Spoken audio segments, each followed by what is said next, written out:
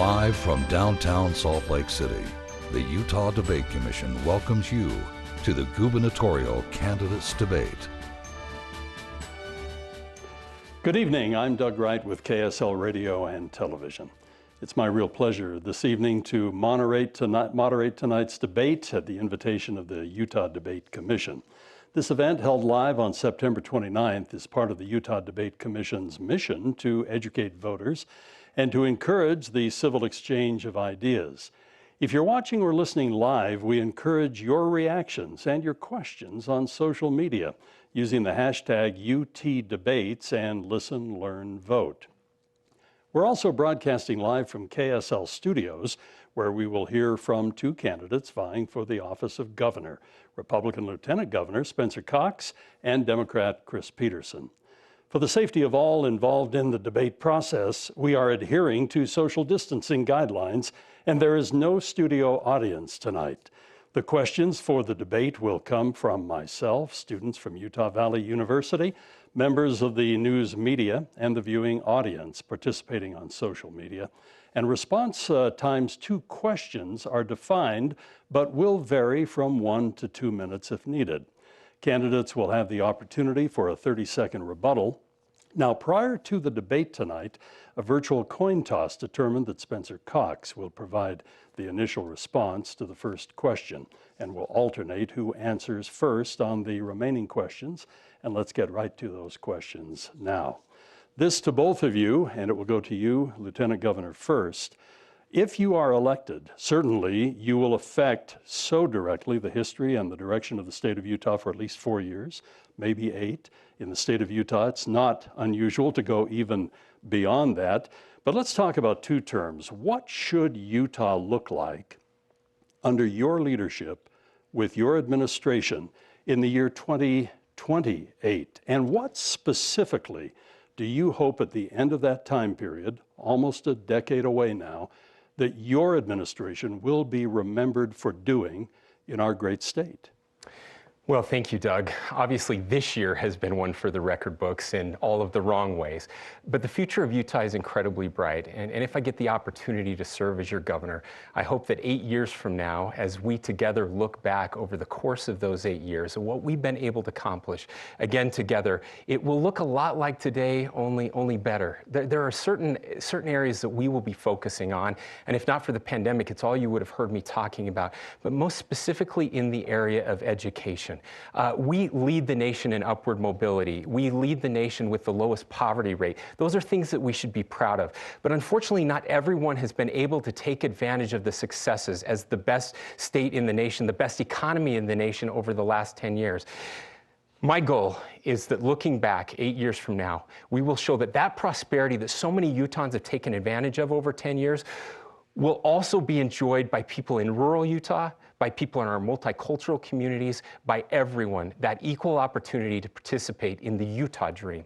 And now the same question for Chris Peterson. After a Peterson administration for 8 years, what will Utah be like, and what will you take particular pride in having done?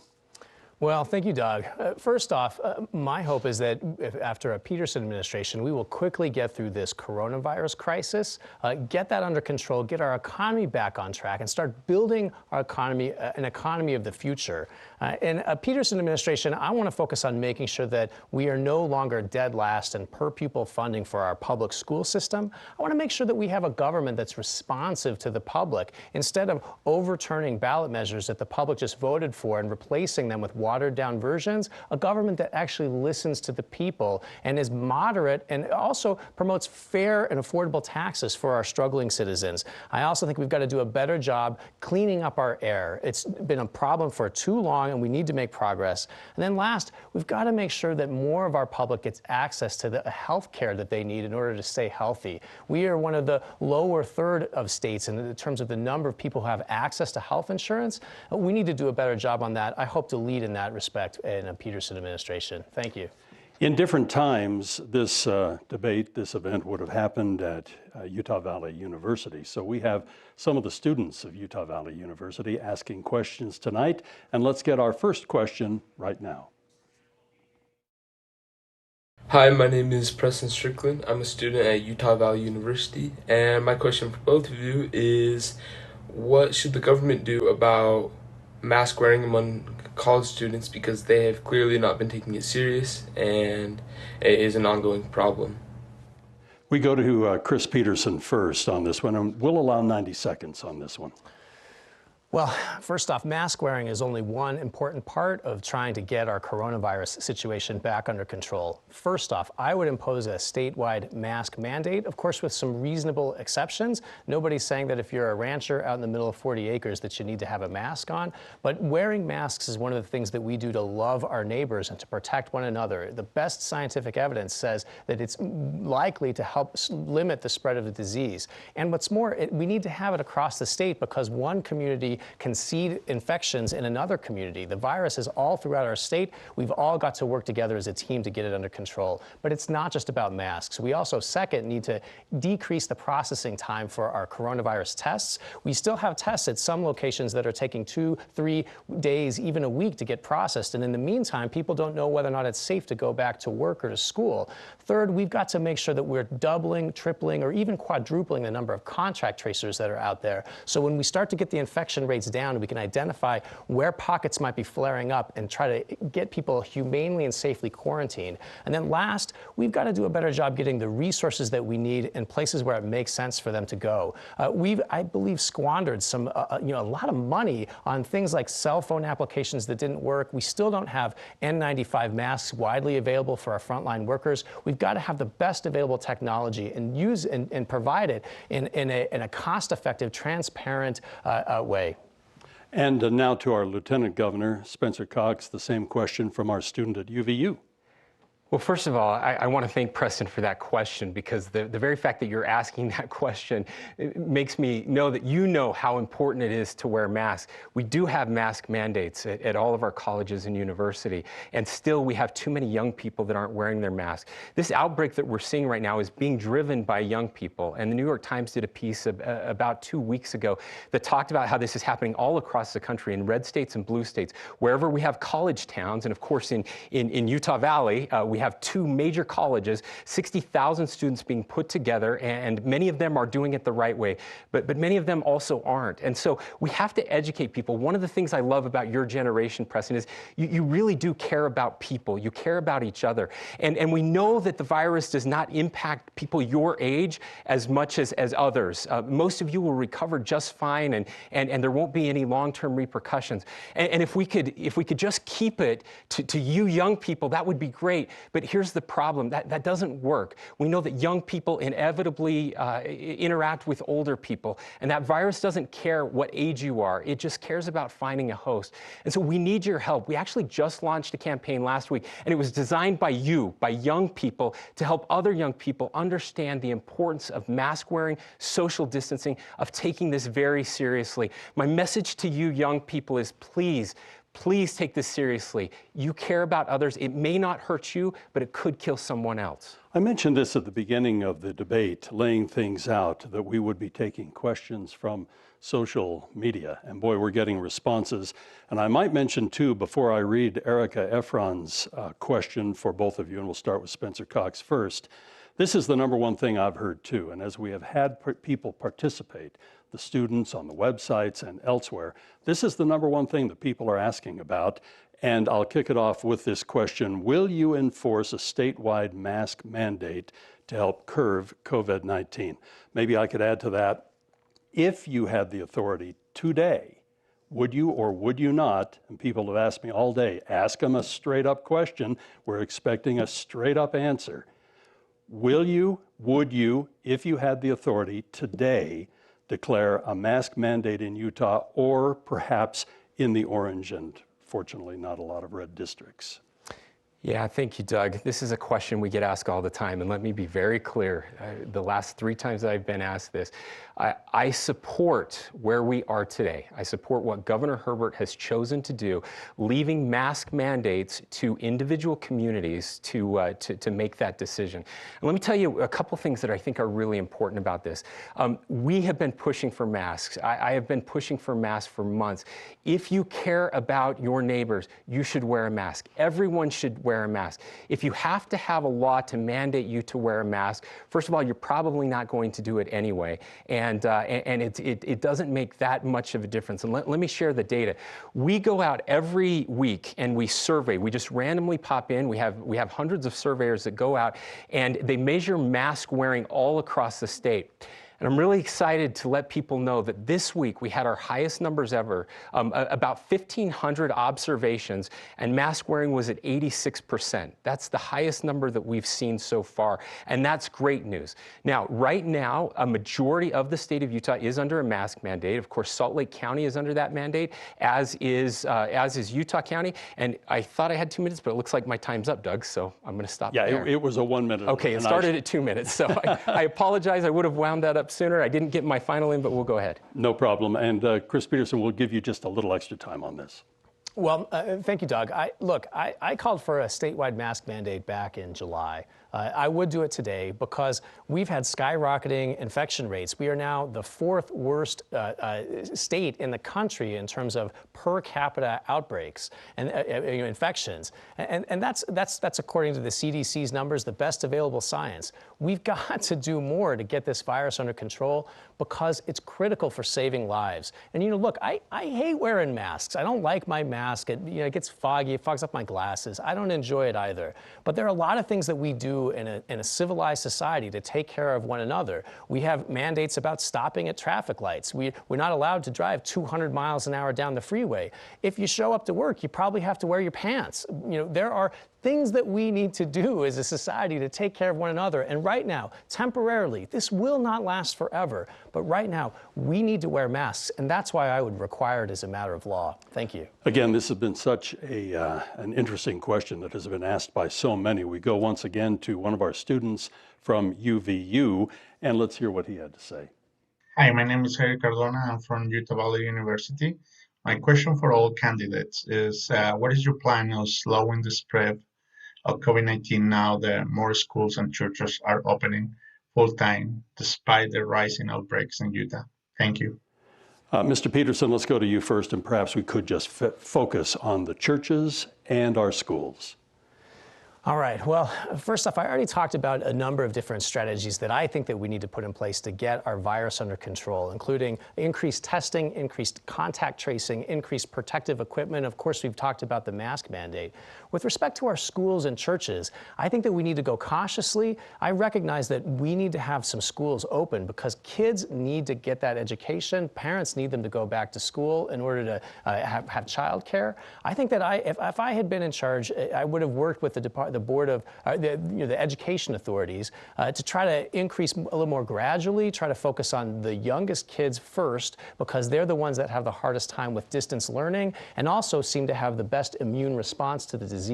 With respect to churches, similar responses. If we can try to do things outside, it's best if we try to go slow and maintain social distancing. And it's critical that we do that, especially in this difficult time when so many lives are at stake. And 1 minute now to Spencer Cox. Yeah, so let's talk about schools, and I think this is really important. Look, there are other things at play here that are damaging to our children besides the coronavirus. The coronavirus is absolutely important, and we are taking it very seriously. But the repercussions of not having kids in school can be just as significant and maybe even worse in some cases. In fact, many of our students are being left behind, especially those in low-income area, students with disabilities. The Salt Lake City School District is the only school district in the state that has not gone back to in-person learning, and that's a huge mistake. It is damaging our kids, and that needs to change right now. We are working very closely with school districts, and there is amazing innovation happening with our teachers. When we start to see outbreaks, we can pivot. We can go to a hybrid model, and we saw this in Pleasant Grove. Once we pivoted to the hybrid model, where kids were only there half of the time and there was more social distancing, they were able to get that under control. This is a dance we're going to have to do over the next few months to allow kids back in school, but also keep them safe. We're very pleased this evening to have our friend and colleague from ABC4 Utah, Glenn Mills, with us. And Glenn, your question. Gentlemen, good to be with you this evening. Mr. Peterson, you recently called on Governor Herbert to remove the lieutenant governor from his role with the coronavirus task force, citing in part that you felt that was outside of his area of expertise. Talk more about why you believe it is inappropriate for him to be serving in that position. And in your response, Lieutenant Governor, why do you believe it does fit within your expertise? And two, why do you think it was appropriate for the governor to appoint you to that position in the middle of an election? And to stay in our regular order, we will go with Spencer Cox first, and then Chris Peterson will have the response. Can I defer to Mr. Peterson? It's hard to respond to his arguments against me being on the So choose. task Go force, ahead. if that's okay. Well, all right. Yeah, sure, I'll go first. Look, first off, it's not personal, okay? I mean, I genuinely like the lieutenant governor. I think he's a good guy, and I think we'd be good friends, you know, in other walks of life. I feel like we're already kind of becoming that, or at least I hope for that to be the case. But here's the problem. It's not about me. It's not about Spencer. It's about saving people's lives. People's jobs are on the line. Small businesses are collapsing. And it was clear to me that our coronavirus response was careening off track. And in fact, it did careen off track. We are now the 4th worst in the country for coronavirus infections. And that's having consequences not just for people's health, but also for businesses, for jobs. You know, people face long-term lung scarring in their lungs, kidney damage, heart damage, even brain damage associated with this dangerous disease. That's why we've got to do more, and we need to be listening to the public health experts at the Department of Health to get us through this crisis in the best way possible. And now your response. Yeah, no, I appreciate that, Mr. Peterson, and I think we are becoming friends. And by the way, whatever happens in the next hour is going to be completely bonkers compared to what's happening right now. So I do want to say this, though, and this is really important. The whole idea of the coronavirus task force and what has followed there is bringing together the very experts he's talking about. Look, if you get a chance to be governor, part of being governor or lieutenant governor means that you have to make incredibly difficult decisions. We're threading a needle here. This is a pandemic unlike anything we've seen in over 100 years. And we brought together and are still working over 250 individuals every day, the best and brightest in the state, medical professionals, emergency response team that are coming together and making recommendations to the governor who then makes those decisions. That's what's best about Utah, and that's exactly what we're doing. And it shows in our successes, Doug. The best economy in the country during a pandemic with unemployment at 4.1% and one of the lowest mortality rates in the country at 0.6%. Now, again, it hasn't been perfect. We have a long way to go, but we are working together to find those solutions. Our candidates, of course, can ask for a rebuttal, and Chris Peterson, let's go to you. Well, look, I agree that we've had some successes, and we do have a Department of Health that's involved, but we also have had some real challenges. We've spent over $100 million and still have not got ourselves into the situation where our virus is under control. And second, we're closing low-income health clinics that could be used to fight the disease in Ogden, Provo, and Salt Lake City. And we've wasted money on that cell phone app and medicines that science shows doesn't work. That's not appropriate. We need better leadership on this virus. And do we have a request for a rebuttal, or can we move on? Well, I'll go ahead and request a rebuttal if that's okay. Again, look, this response is about all Utahns coming together. I am very proud of the people that have stepped up in this response. There have been some mistakes, and I've been very clear about that in the past in admitting those. But by and large, we are doing this the right way. Every time I start to feel bad about where we are as a state, I talk to my colleagues across the country, and they will tell you that Utah is doing it the right way. We're working together, and we're going to continue to lower the rate of spread of this virus and save lives. One of my concerns for the debate tonight as its moderator was that we would, certainly we need to address COVID-19, but there is so much more to discuss here in the state of Utah. Long after COVID-19 is in the rearview mirror, there will still be huge issues and opportunities for Utah. I'd like to talk about one of them right now, and it's quality of life. And gentlemen, as we look at the population of Utah now, and it's doubling by 2050, we look at the growth, we look at the traffic, we look at the infrastructure, you look at all the people who envy our lifestyle in the state of Utah and our population growth homegrown in the state of Utah. I'd like to talk to you about how we maintain the quality of life that we have here in our state. And let's start with Spencer Cox first. 1 minute on this. Yeah, thank you. Look, there's a reason that Utah is the fastest growing state in the nation over the last 10 years. Of course, we have a lot of kids, and I know that's one of the main reasons, but we're also top 10 in migration. People have discovered Utah. It's a beautiful place. Of course, we had the best economy in the nation under the Herbert Cox administration over the last 10 years, and that is bringing people from all over the world to come here to raise their kids, to get a job, and to enjoy the quality of life that we have.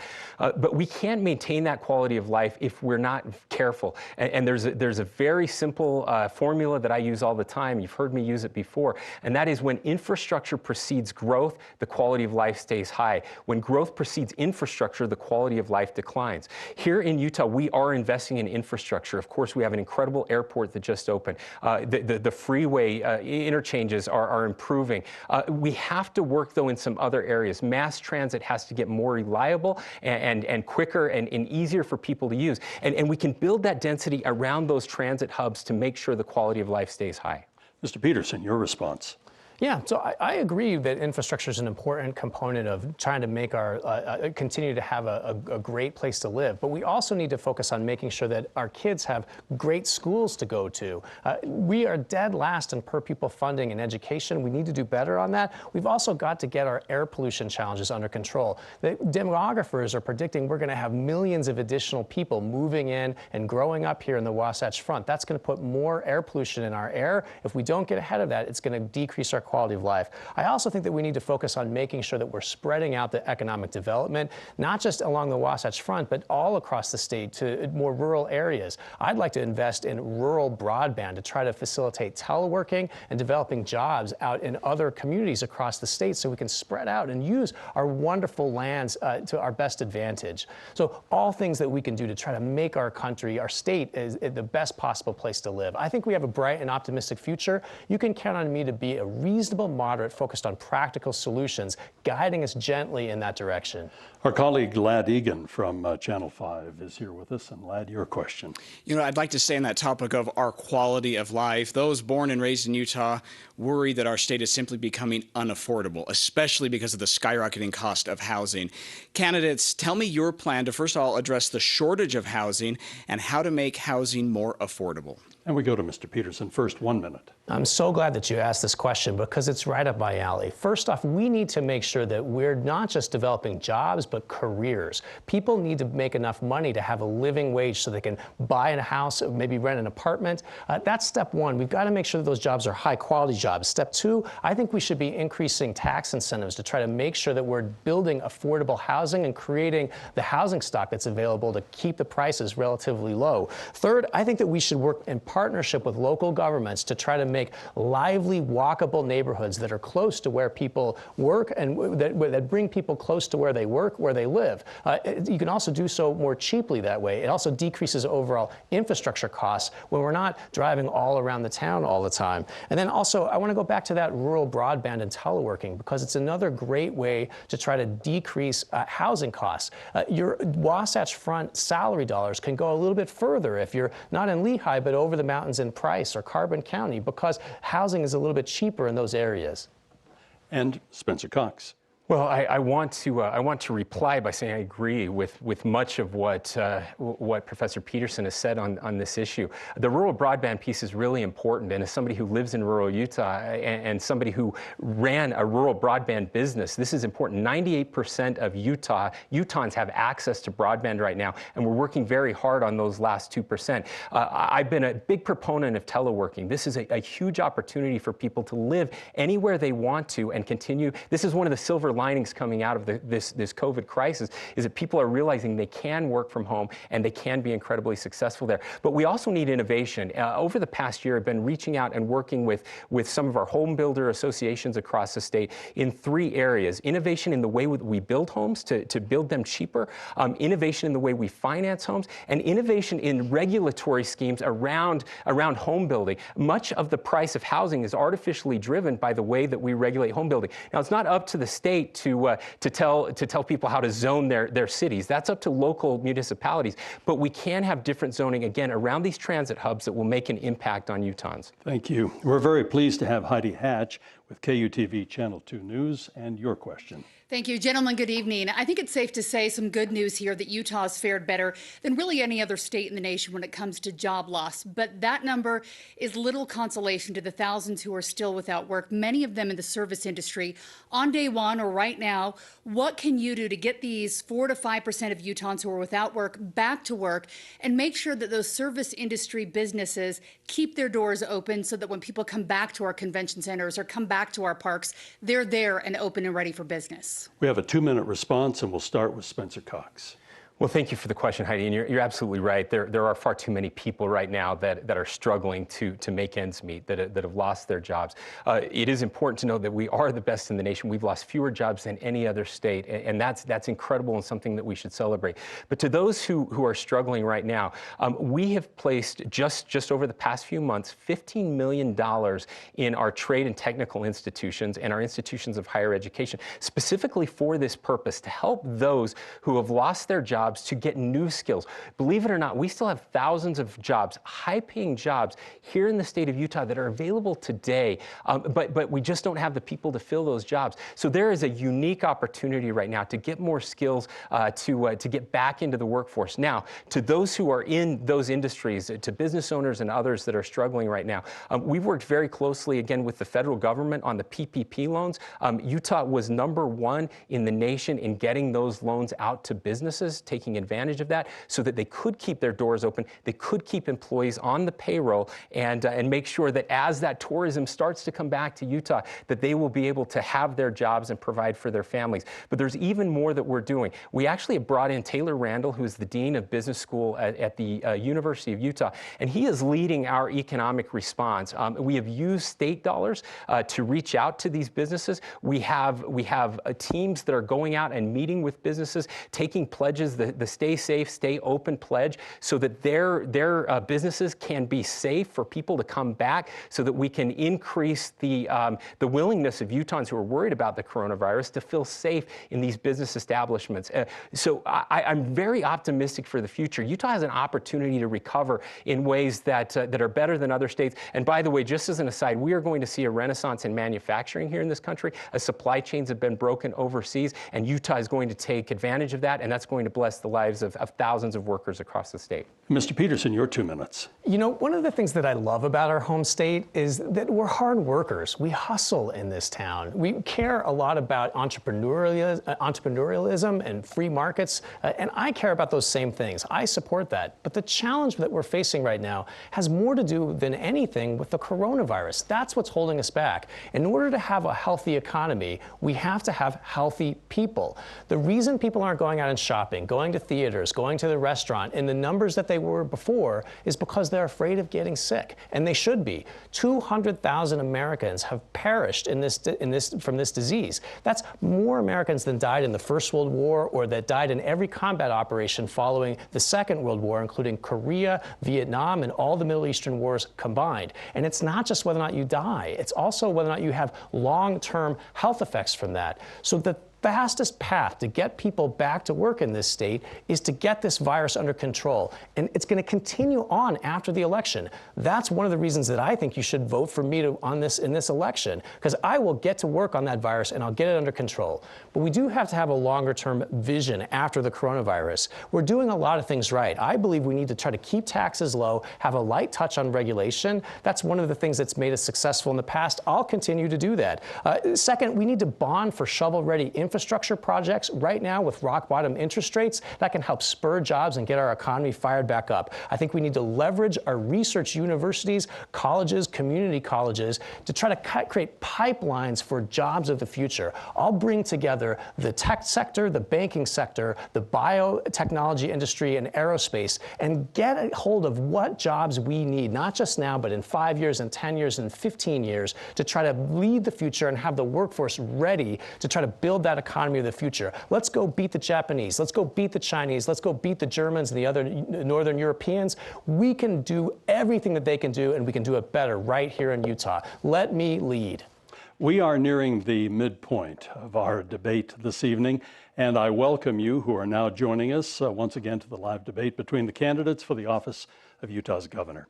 As a reminder, on social media, please use the hashtag UTDebates and listen, learn, vote. And now let's get back to our exchange. In any quote-unquote normal year, we would have been up to our eyeballs discussing education and funding for education by now. That is so important for our state, and I think especially in light of some of the challenges that we are dealing with COVID. But let's talk about the future and recouping some of the perhaps even ground that we have lost revenue-wise. There are concerns among many teachers and parents. Are our kids losing ground while we're trying to figure all of this out?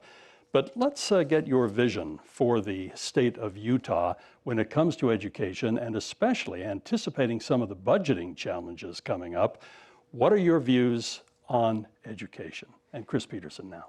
You know, Doug, my great-great-grandfather, John Taylor, led a wagon train of 1,500 pioneers to this town, to this state in 1847.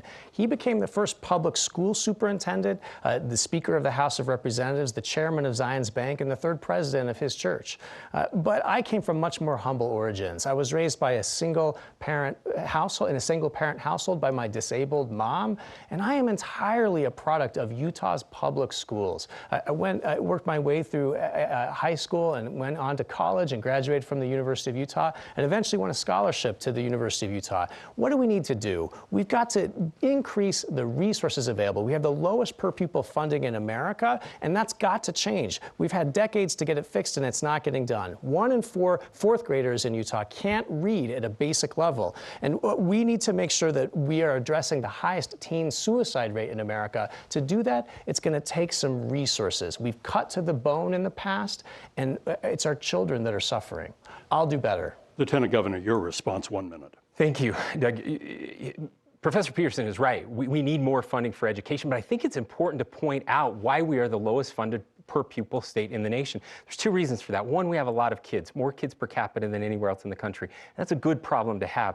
But the second problem is a lot more difficult. It's because about 70% of our state is owned by the federal government, and the federal government does not pay taxes on that. And in most states, the way you fund education is through property tax. And certainly there's a big component of that here in the state of Utah. Now, when we talk about being the lowest funded state per pupil, that's also not true. There are several school districts where the funding per pupil is actually well above the national average.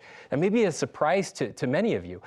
But the truth is there are many school districts, like the one where I grew up in and where my kids are being educated right now, that are far, far below the national average. We have an equity problem here in the state of Utah, and we have to address that. We have to make sure that kids in rural Utah, as well as the west side of the Salt Lake Valley, get the same opportunities, the same education as kids in Park City. I would like to stay with this topic. Education is so important.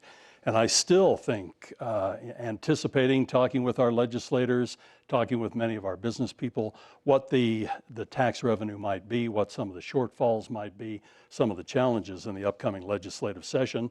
And one of you will be presiding over what's happening on Capitol Hill at that time and giving your State of the State address. We also have amendment, I believe it's G, on the ballot. And for those not familiar, it's in your voter pamphlet, by the way, online, but shall the Utah Constitution be amended to expand the uses of the money the state receives from income taxes and intangible property taxes to include supporting children and supporting people with a disability? This is kind of a lot to talk about, so we are going to allow 2 minutes on this one for each of you.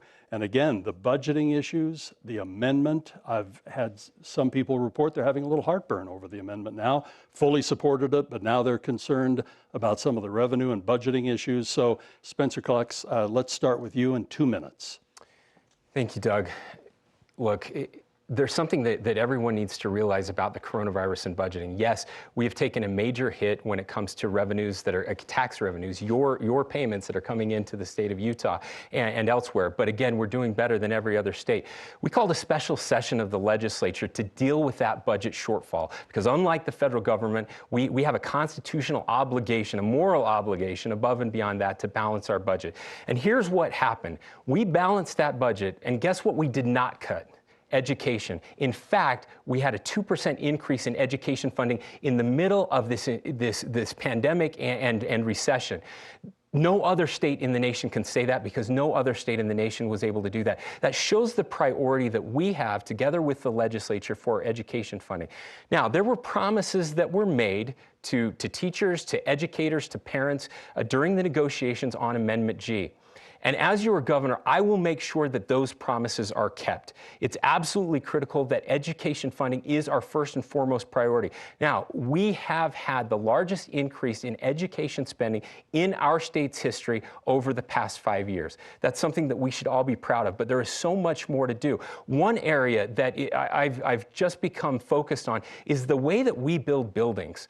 If you look at the new schools that are being built, we have these perverse incentives in there that this money can only be used for these new palatial schools and can't be used for things that matter, like paying our teachers, making sure that our children have the supplies that they need. That has to change. There are better ways to do this, better ways to manage the building of schools. Let me just give a couple examples. We are seeing new high schools in this state where districts are spending over $150 million for a high school. It makes absolutely no sense. There's no reason to do it. We can build better, more efficient schools, and we can use that money to provide for the needs of our students, and most importantly, to pay our teachers more and solve the teacher shortage that we are facing right now in our state.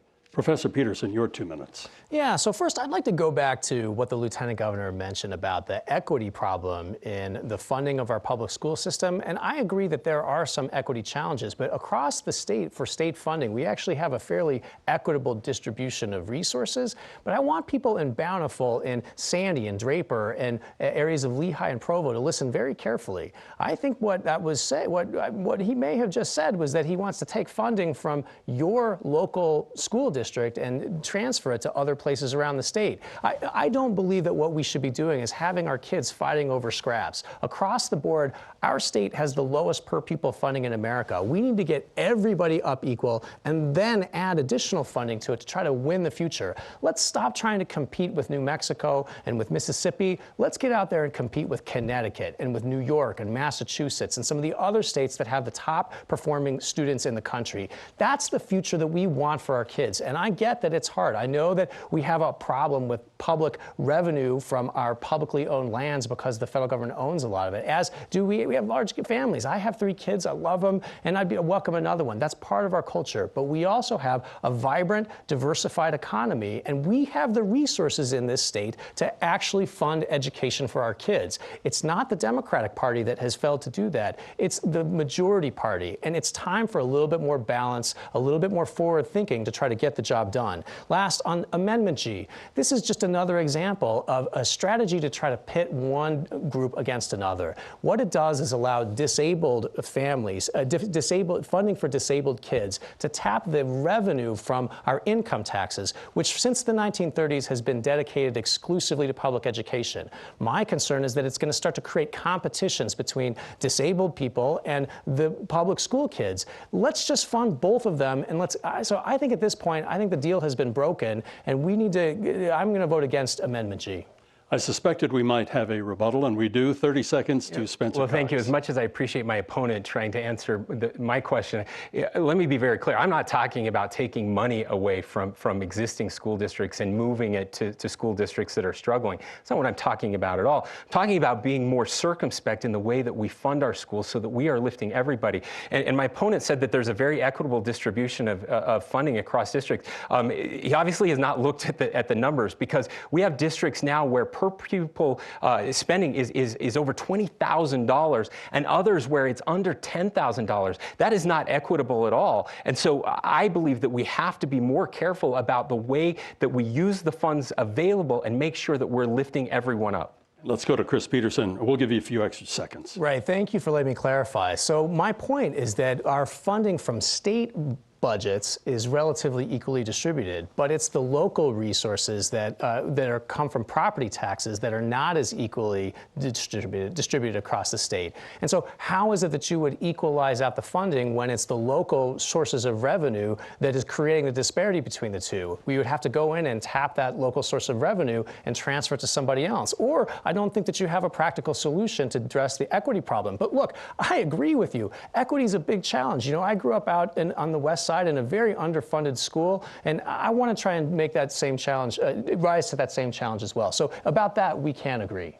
With the conversation that has unfolded here, could I just ask what I think is a somewhat obvious question? What kind of a tax increase are we going to need in order to get to where we need to be in the state of Utah, or do we not need a tax increase? And I think we'll go to Mr. Peterson first on this. Well, first off, I like low taxes. I don't want to raise taxes. But the biggest challenge we have in our state is that we have a regressive tax system where if you add up all the different sources of revenue, whether that's income tax, property taxes, sales taxes, use fees, poor and low to moderate income families pay a disproportionate share of their wealth in comparison to the very wealthy.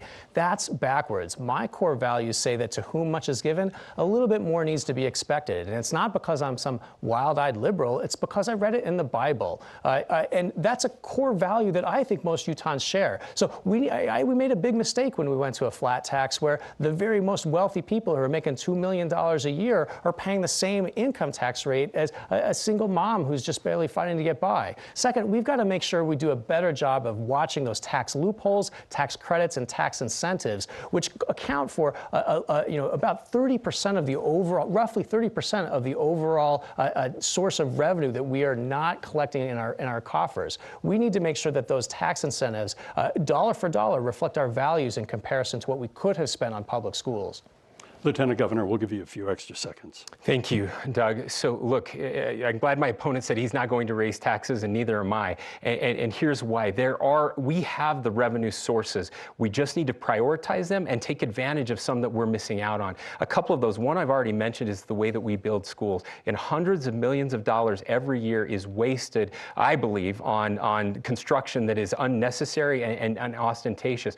Also, I mentioned the land that is owned by the federal government. Now look, we are a public land state, and we will always be a public land state, but it also may surprise many of you to know that there are thousands of acres owned by the federal government within our cities or within just a few miles of our cities. We're not talking about the big, pristine, beautiful areas. We're talking about land that is within a municipality.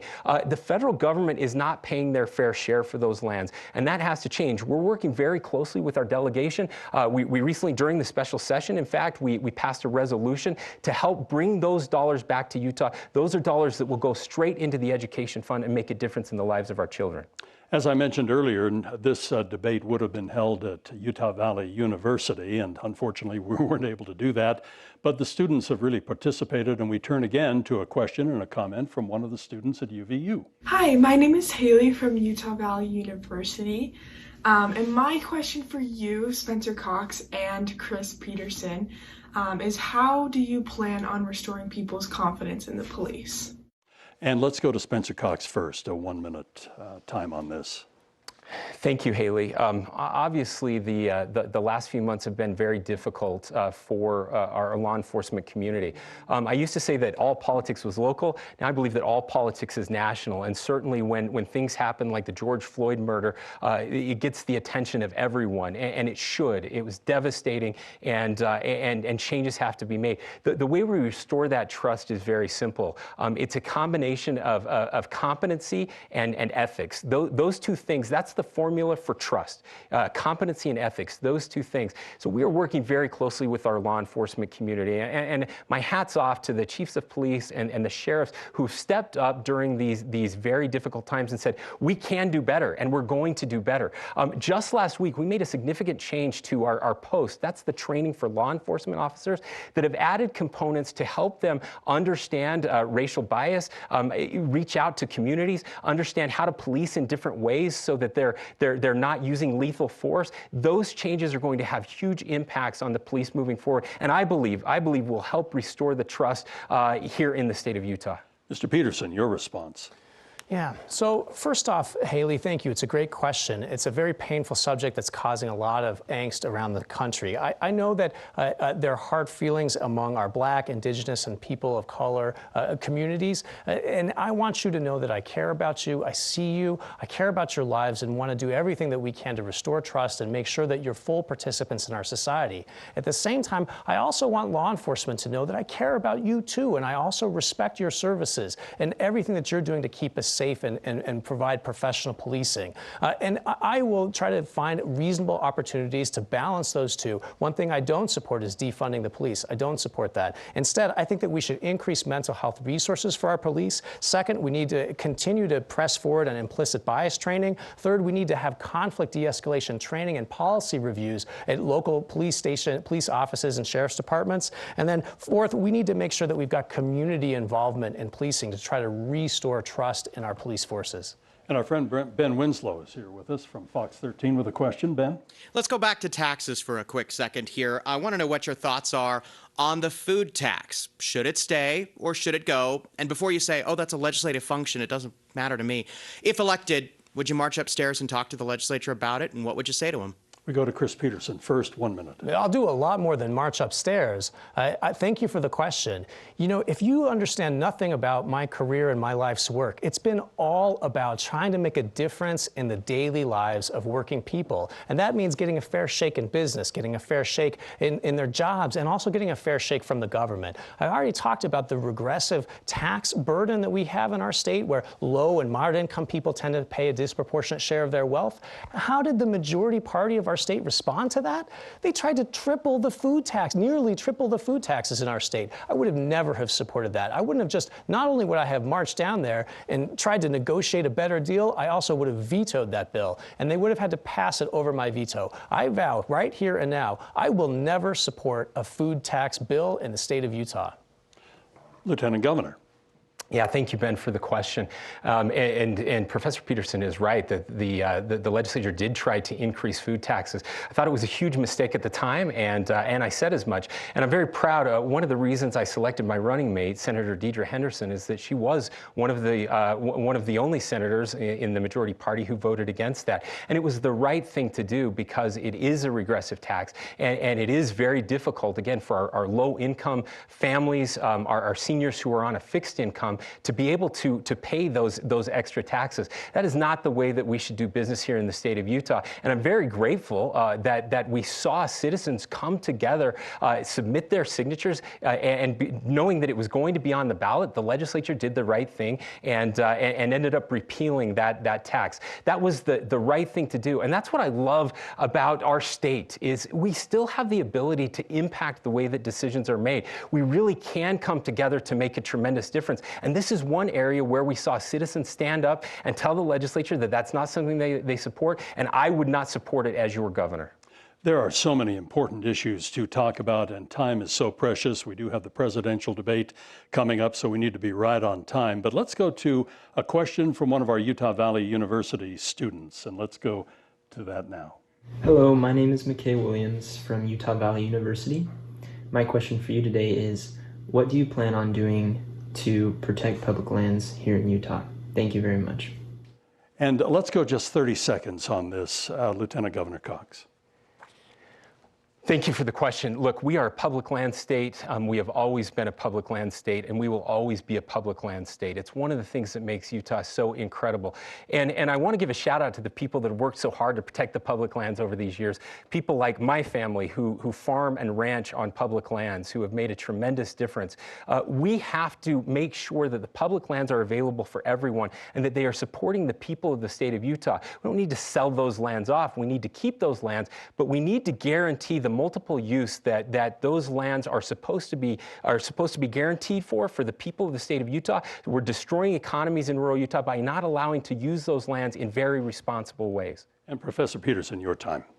Yeah, so first off, we need to stop having wasteful lawsuits that don't solve anything. If you follow the public lands debates across the state, we've been going down rabbit holes where we're not actually getting anything done. Second, I also agree with the Lieutenant Governor. I want to go back and fight with Washington to make sure we're getting adequate payment in lieu of taxes as a source of revenue from those public lands. Third, we need to protect our heritage so these lands are available for future generations. But fourth, we need to do it with reasonable balance and prudent stewardship to make sure that the lands are useful for all of us.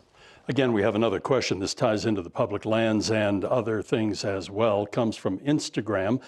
And do you have a long-term plan for water in Utah? Does anything need to be done to Utah's forests to prevent the large fires like we are seeing in California?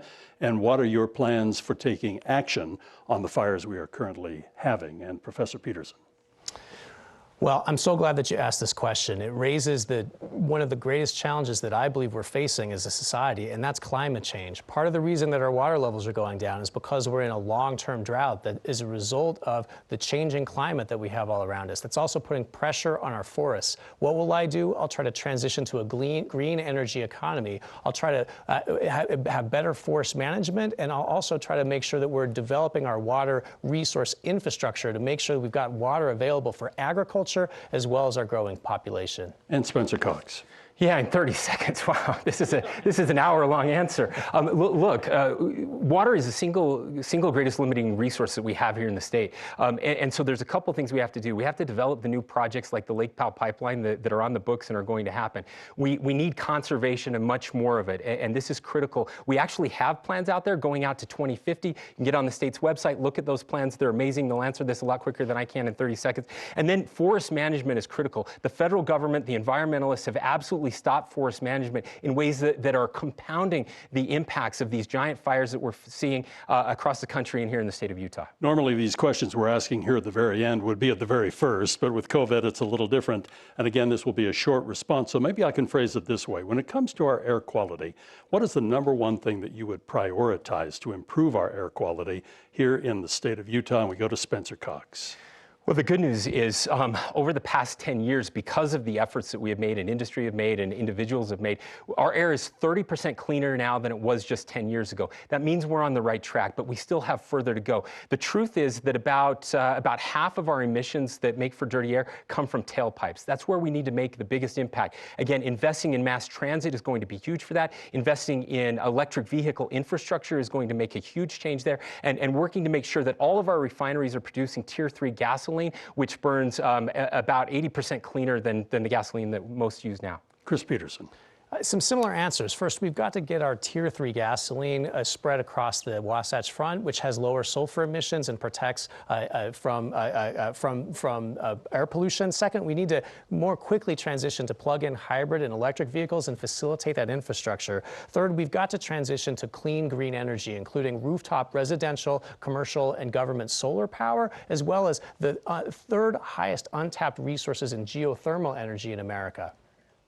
Thank you for your very succinct responses on these very important questions.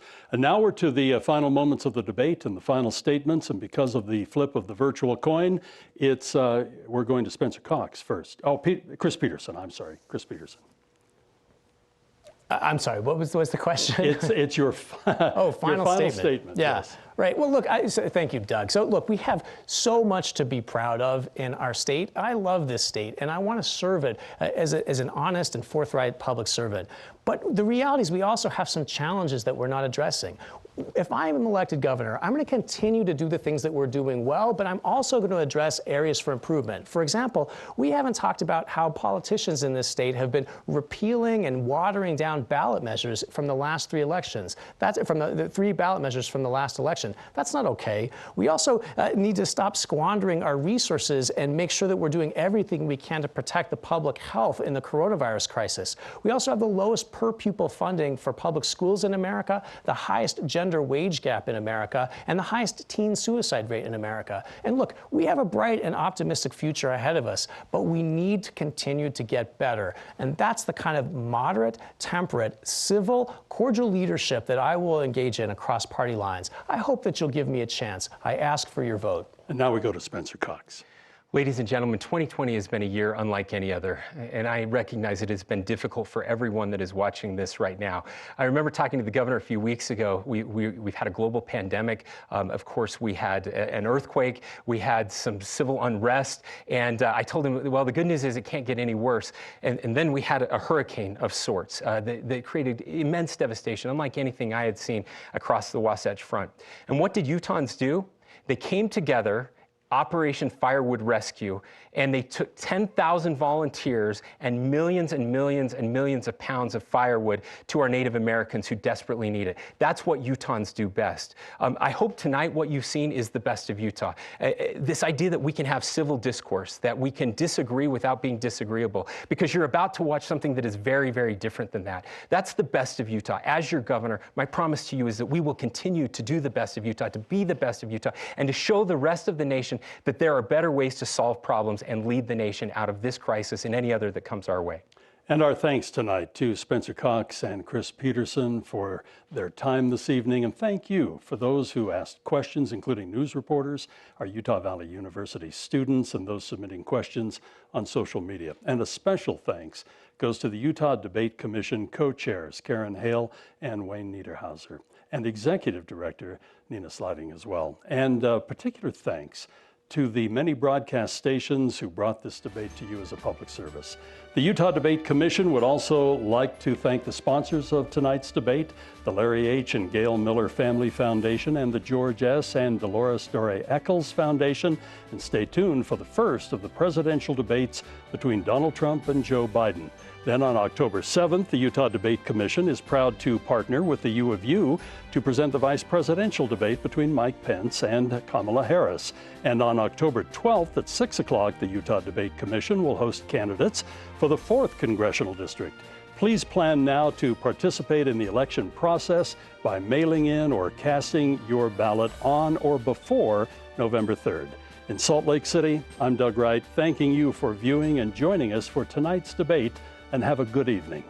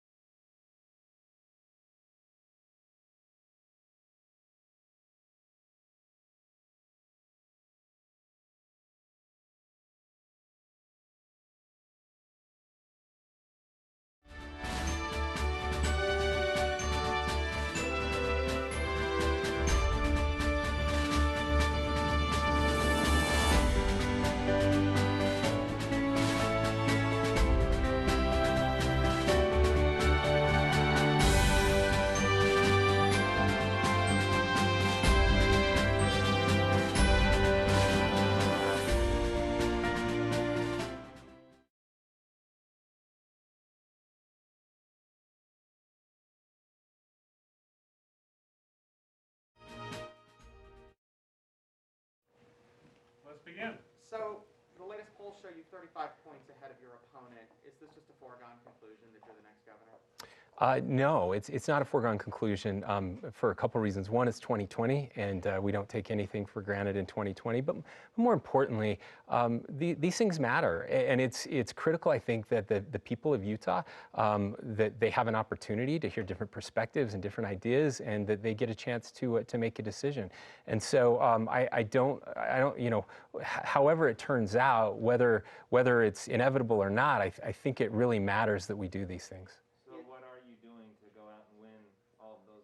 Yeah, well, we're doing this. That's one of the things that we're doing. We released all of our ads over the past week. We're doing a lot of Facebook and digital ads as well as on TV. And then we're going out. Again, campaigning during a pandemic is very different. And so we're reaching out to groups. We're doing a lot of forums with different organizations. And then I'm working with down ballot Republicans who are in close races as well. It's a great opportunity for me to go out and meet people who are in these swing districts that we need to win for our Republican legislators, and then again I'm going down to Southern Utah. I'll be I'll be down in St. George this weekend, and so trying to still visit all 248 cities and towns, but we're not done. At this point, do you have concerns that this election will just be a referendum on the state's handling of COVID-19? No, I don't think so. I think it's going to be a referendum on a lot of things. My bigger concern is that it's a referendum on the national dialogue and what's happening there. I think, again, I know in a pandemic it's very difficult, and every state's facing this. I talk to governors, again, on the right and left, and people are mad that you're doing too much, or they're mad that you're not doing enough. It's almost impossible to thread that needle, and we understand that. So it's certainly a difficult political situation, but there are so many more things that are difficult than politics. I mean, people are struggling right now. People are scared. People are angry. People have lost their jobs. People's kids aren't in school, and people are sick, and people have lost their lives. And so it's really tough for everyone, and that's far more important than politics. During the debate, during the conversation on education funding, specifically equalization, yeah, how do you get the rural district up to the funding that the Canyons is? You mentioned you've been working with the delegation there. Were you talking about PILT? Yeah, funding? PILT Okay, specifically, so, yeah. When you take a look at what's coming in PILT, a lot of people look at that as it's grossly underfunded. What's the likelihood you're really going to get that bumped up to where you think it should be? Yeah, so it's something that many of us have been working on for a long time, and I know we're not going to get it up to where it probably should be, but by isolating those parcels that are within municipalities or close to it, I think we can actually make a difference, and I think that those are areas where the federal government, and we have had some success with this. We've been able to make some trades and then help sell those or develop those. And again, I want to be very clear. I'm not talking about mountain landscapes or BLM land. We're talking about parcels within cities, and I think that alone would make a tremendous difference and influx in funding that we could use for education. So if that were not to come through, though, because a lot of people are skeptical. Yeah, yeah. How do you get the lower funded school districts up to where some of the higher funded are? Yeah, well, there's lots of different ideas floating around, and it's going to take close work with the legislature, and so I want to be careful not to get too far out ahead of them, but I'll just share a couple ideas. I mean, one, for example, you may have just seen Treasurer Damshin that the money that is coming into the school fund from our public lands royalties on those lands continues to grow every year. And so there's some talk about maybe, again, disproportionately sharing that, so that more goes to our lower funded schools versus our higher funded schools. That's one way that we could help to alleviate some of that distinction, and there are others that we'll be working on. Other question? Oh, we got one on here. Lisa. I don't know if I can hear you, but if you can hear me. Hi, oh, I can hear you. There's always that pause, right, with the mute The button. Zoom pause. Yes. I just wanted to follow up a little bit on the education funding. Do you think that can raise enough money, not just to solve this equalization problem that you see, but to solve the larger issue of school funding, especially COVID, yes, there was a 2% increase in school funding, but, you know, Yeah, it was schools less are than we'd hoped. affected. Yeah, Yeah. 6%, and the promise is much higher. Is there going to need to be something else done to get schools where they need to be beyond what you're able to do with public lands? Yeah, possibly. Again, we'll look. We want to see what those numbers are. There possibly is some more that we could do, and looking again at the equalization piece of that. We've done some of that in the past. Senator Osmond ran a bill a few years ago that helped to equalize some of that. Again, using some of the tax levy rate in higher performing districts and getting that to some lower performing districts. And those are the types of conversations that we'll be having over the next several months. If I could just follow up, when you say possibly more would need to be done than what you're talking about with public lands, not just for equalization, but for overall funding of schools, what else is a possibility on the table for you? Well, just not tax-free. Excuse me, just the ones that I've mentioned so far.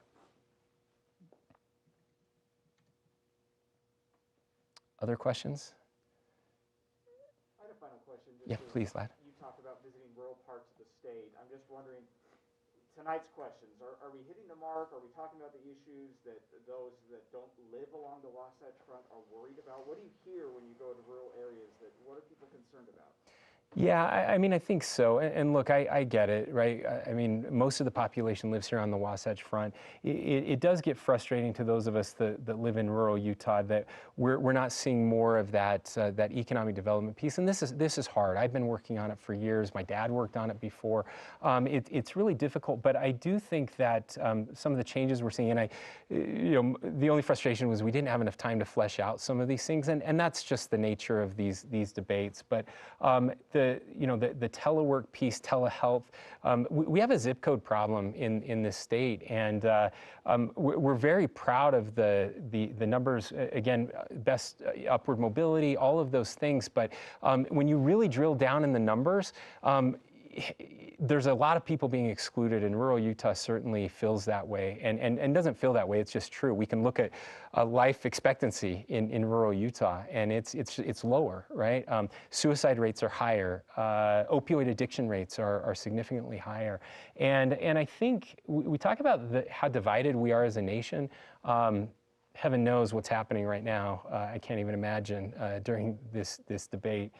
And I've thought a lot over the past 4 years, like how did we get here? And when you look at a map of the 2016 election, there's kind of these sea of reds and then these deep pockets of blue, and certainly, there are people in those blue areas that are feeling left behind too, and people in those rural areas are feeling it with globalization and feeling that politicians don't keep their promises and don't care about us anymore, and so there's kind of this, well, let's just blow it up and vote for a president who blows stuff up, right? And so I think we've seen that, and it concerns me because it's fraying at who we are. Now, I think it's different here in Utah. I think we still really do care about each other, and we want to make it a better place, and we hold our politicians to a higher standard. But it's not inevitable. It doesn't always have to be that way. And so I hope, my plea is that, to whoever wins this election and legislators and those across, those in the media, that you'll just remember those people that live a long ways from here, because they feel like they're not getting remembered. Thank you. We have time for one more question. Any final questions? Seeing none, I'll make my exit. Thanks, everyone.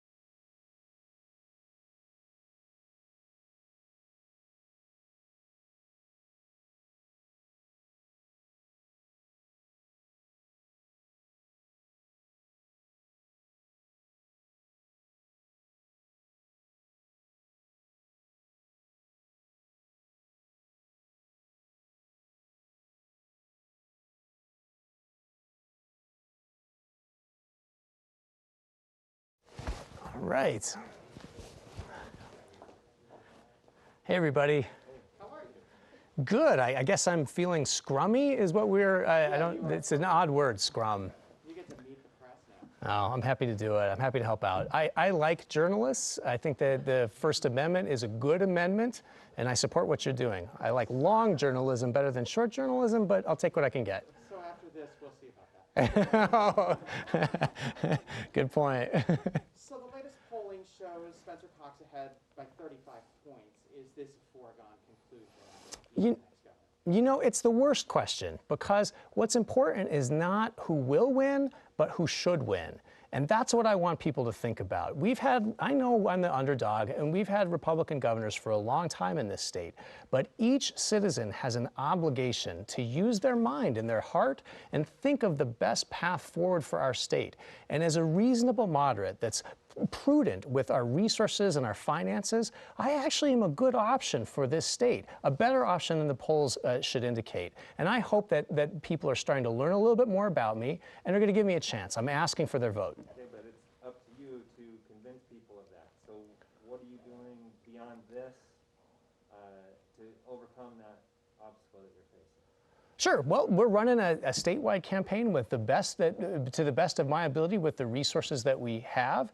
And I'll be honest, it's been pretty tricky. It's been a little bit hard with the coronavirus crisis, especially when you're an outsider. I'm not as everybody knows, I'm a first-time political candidate. Of course, I do have a lot of experience in government, at the federal government, at the highest levels of the federal government. But we're running a statewide campaign. We've got some advertising coming out. We've raised some money. It's nowhere near as much as my opponent has, but I also believe that actually speaks well of me, because some of the campaign contributions that my opponent, who, look, he's a good guy, but some of his campaign contributions, I believe, actually throw his loyalties and his judgment into question. So the fact that you haven't heard as much about me actually, I think, is evidence that, maybe there's something there. I'll also remind you that I did get 84%, or it was 88% of the support in the Democratic primary, which was far higher than my opponent got in the Republican campaign, primary campaign, even though I was in a crowded field of 6 candidates as well. So I do think that there is some strength behind my campaign. We've got almost 20 staffers and well over 100 volunteers that are making thousands and thousands of phone calls across the state.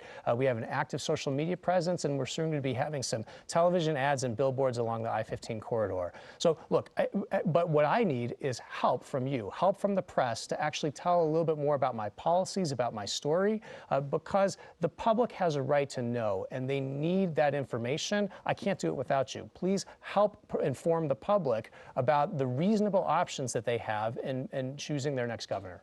Is this going to be a referendum, this election, do you think, on the state's handling of COVID, or is that what you'd like? Well, no, I think that that's maybe the most important issue we're facing right now, because we are in a global pandemic where many people are dying, and it's the biggest challenge for our economy. But there's many, many more things. Our economy long-term, our education. I also feel like we're not talking enough about the ballot measures that the public passed in the last election. You were asking me about whether or not there was support behind my campaign, but I'll have you recall that the public, a majority of the public, voted for Medicaid expansion, medical marijuana under the supervision of a physician, and also fair legislative redistricting, only to see their state legislature undermine, water down, and repeal and replace all 3 of those ballot measures. I am on the right side of all 3 of those issues. My opponent is not. So who should the public be voting for if they support my position on those important public policy issues? I think that's part of why it's time for change. Interesting to hear you reach out to us and say, I need your help. Obviously, as the media, we're not your comms arm of your campaign. Why do you make that comment? Do you feel like you're not being treated fairly in the media here? Well, no, I don't know about that. I mean, I'm not saying that. What I'm saying is that we have a cacophony of information in our current society. It's very difficult to get attention from people in our society. And, journalists have a role to play, not as my communications director, but informing the public. That is the principal mission of journalism. Now, sometimes movie studios or social media companies feel like the principal job of journalism journalism is to make the management and investors money. I don't believe that's the case for the journalists. The journalists, their job is to try to get out there and tell the truth and gather information. And it's just that I'm confident if you dig into my policy views, my background, my experience working for the United States Department of Defense and for the Consumer Financial Protection Bureau, what you'll find is that I am a credible candidate for governor of this state and would actually be a breath of fresh air. I'm not what sometimes people think about, the Democratic Party. I'm a Utah Democrat with deep roots in this state and will be committed to working my tail off to do everything I can to try to make the world a better place for my fellow Utahns. I'm hoping that you'll help tell that story because it's the truth. Let's take a question now from Zoom. Great, thank you. Go ahead, Lisa. Thank you. Chris, could you elaborate a little bit on your pledge not to raise taxes, but your call for more taxes on wealthier Utahns? How does that translate into more money for schools if you simply redistribute the tax burden, the existing tax burden, as opposed to actually increasing rates on the wealthy to bring in more dollars? So, Lisa, thanks for the great question. First off, my pledge is to not raise food taxes. That's my pledge. As far as other types of taxes and revenue, I believe that we should return to a more progressive income tax structure. I do believe that we can successfully fund our programs better by not raising taxes and perhaps even potentially lowering some taxes on low to moderate income earners. But I do think that we need to expect a little bit more from some of the businesses who are thriving and from some of our wealthiest individuals. And look here, I want to be very clear.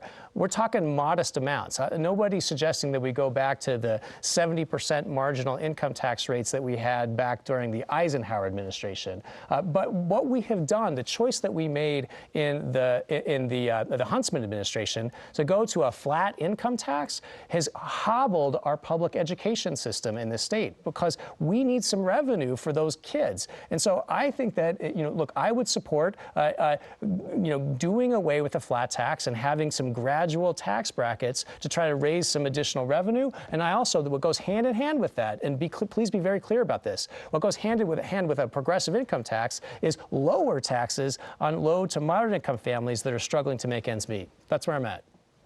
So you are in favor of an income tax increase overall, bringing in more income taxes by returning to a progressive tax structure that taxes the wealthy more?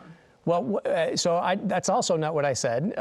What I said was that I'm in favor of a progressive income tax, whether or not that by itself increases revenue overall, or we have sufficient revenue that we can pull in from closing off tax credits, tax loopholes, and tax incentives without changing the net haul from just the marginal progressive rates? Well, that's an interesting question. I don't know the answer to that, but I am, and I'm standing by this. I do think that that it's fair and right and the morally correct thing to do to ask a little bit more from our fellow Utahns that are doing really well, specifically to give that money back to the kids. We have the lowest per pupil funding in America. We have the highest teen suicide rate in America, and we've got to do a better job. I know that it's hard. I know we have a lot of kids, but we can't keep leaving children behind. So that's where I'm at. So again, just to be clear, because I thought I heard you say during the debate you were not in favor of raising any taxes, but that's not necessarily the case. I think what I said, go ahead. Taxes, I think right? I'm... And so you are opening the door to possibly raising the amount of income tax collected in the state, but you'd want to see what you could get from closing loopholes, et cetera, before you would actually bring in more income taxes. Yes. Otherwise, just redistributing what you have. Yes, Okay. You got it right. That's it. So how much more is needed? What specific dollar amount? I don't know that off the top of my head. I'd have to go dig into numbers, and I'm not going to give numbers without knowing what they are. One last question? I'm enjoying the scrum. It's better than the debate. Any other Zoom questions? During the debate, oftentimes in the coronavirus conversation, the lieutenant governor would admit, yeah, we've made mistakes, we've done things we could have done better, but Utah's doing better than other places. Do you agree with that? Better in what respect? Recovery, economic, number of hospitalizations, deaths? Well, so first off, we are better on deaths, but I think that has much more to do with the low age. We're a young population, and we're also pretty physically fit in this state, and I suspect that has much more to do with it than the coronavirus response from the government itself. So good for Utah for being fit and for weathering the disease better. But second, that doesn't mean that we are doing all we can. Those are people who are still passing away or suffering long-term illness. They still count. And just because, our death rates are not the same as, Alabama or some other state, that doesn't mean that we shouldn't be doing everything that we reasonably can to try to save those lives and get our economy back on track. And it's also the same thing for unemployment. I agree, we have relatively unemployment rates, but we also have some real other economic challenges. We're 34th in the country in terms of the number of people, or percent of people who are covered by health insurance. And it's ironic that right now, my opponent is currently supporting, and the state of Utah is using our tax dollars to try to invalidate the Affordable Care Act, also known as Romney Care, before it was the Obamacare, which will authorize discrimination against, authorize insurance companies to discriminate against people for pre-existing conditions, including, for example, coronavirus. So not only are we closing our health clinics, low-income health clinics, we're also setting up in a new insurance marketplace that is going to leave more and more people who don't have access to care. And that's not okay. Is that a good response economically? In my view, it's not, because I care about ordinary working people across the state. I care about whether or not they have access to health care. I care about whether or not their kids get good educations. And I think that we have a lot of improvement in our coronavirus response. Thank you very much. Thank you, sir. All right, thank you. It's an honor. Ready to go back.